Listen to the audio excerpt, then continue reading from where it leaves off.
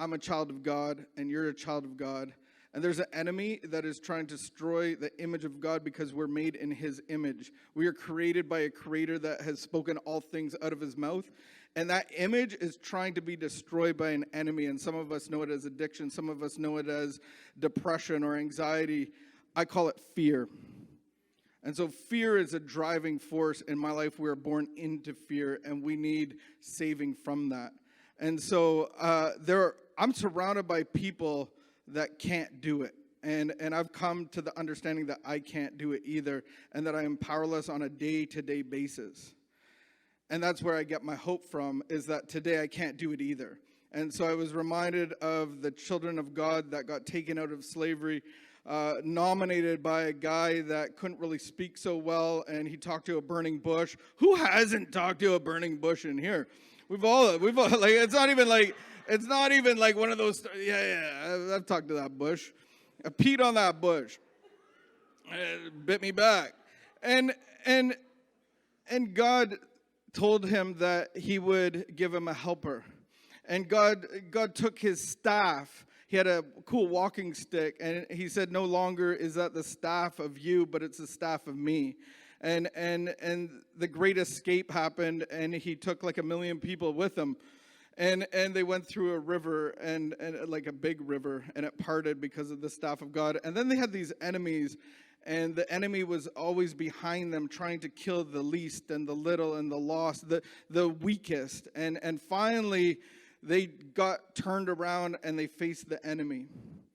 And the battle ensued, and they weren't doing so well. And the guy that was leading was told to put the staff up so all could see it, and that was the staff of God.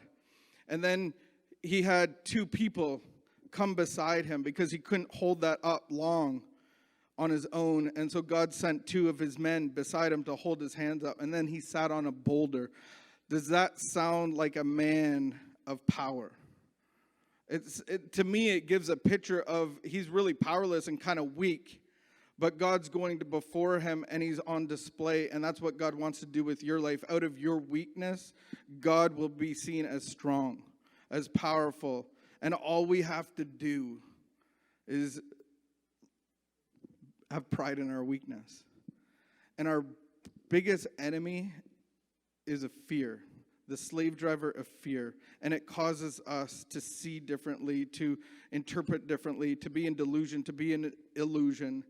And we're driven by fear. Some of us go to pornography. Some of us go to overeating. Some of us go to crack cocaine and sticking needles in our arms, and fill in the blank.